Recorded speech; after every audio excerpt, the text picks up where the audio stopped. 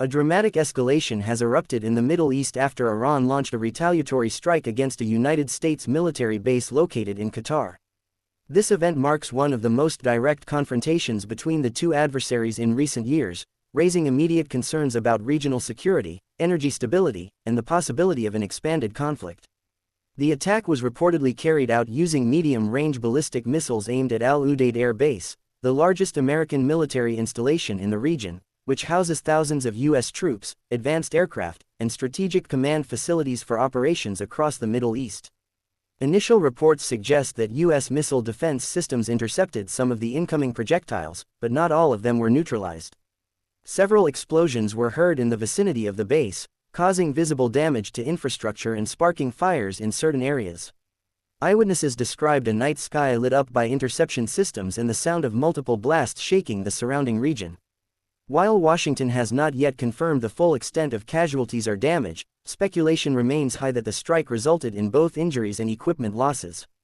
Iranian state media quickly declared that the strike was a measured act of self-defense, carried out in response to a series of American airstrikes earlier in Syria and Iraq that targeted Iranian-backed militia positions.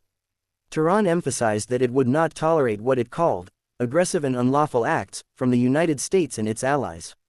Iranian officials framed the retaliation as a message of deterrence, signaling that their forces are capable of hitting high-value American assets in the Gulf region whenever necessary.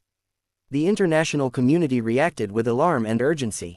Russia condemned what it described as destabilizing American military actions in the Middle East, and expressed support for Iran's right to defend its sovereignty while urging restraint from both sides to prevent a wider war. China called for immediate dialogue and negotiation, warning that unchecked escalation could endanger not just the Middle East but global peace. The European Union issued a statement appealing for de-escalation, stressing that the cycle of attack and counterattack must end if diplomacy over Iran's nuclear program and broader regional security is ever to be restored. In Washington, however, the tone was starkly different. The White House denounced Iran's strike as a reckless and provocative act that threatened the lives of American service members and undermined regional stability. The Pentagon convened an emergency meeting with military and intelligence chiefs, reviewing defense postures across the Gulf. Reports suggest that Washington is considering the deployment of additional naval assets and possibly even ground reinforcements to protect key bases and allies. Some analysts believe the U.S. could retaliate with another round of targeted strikes against Iranian positions, though concerns about a spiraling conflict are weighing heavily on decision-makers. Israel, long wary of Iranian influence and expansion across the region, voiced strong support for Washington's right to defend its forces.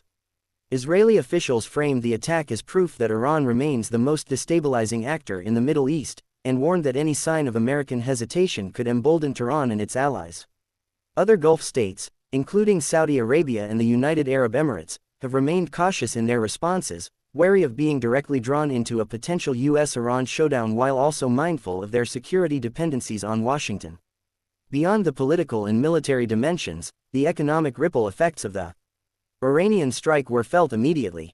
Oil prices surged in global markets amid fears that tensions in the Gulf could disrupt the steady flow of energy exports. Traders worried about potential threats to shipping lanes in the Strait of Hormuz, a strategic chokepoint through which nearly a fifth of the world's crude oil passes. Stock markets in Asia and Europe opened lower as investors rushed to safe haven assets such as gold, highlighting the far-reaching implications of instability in the region. For many observers, this confrontation represents a dangerous turning point in the long and turbulent history of U.S.-Iran relations. Since the United States withdrew from the nuclear agreement in 2018 and reimposed crippling sanctions on Tehran, tensions have simmered through proxy conflicts, cyberattacks, and occasional clashes at sea.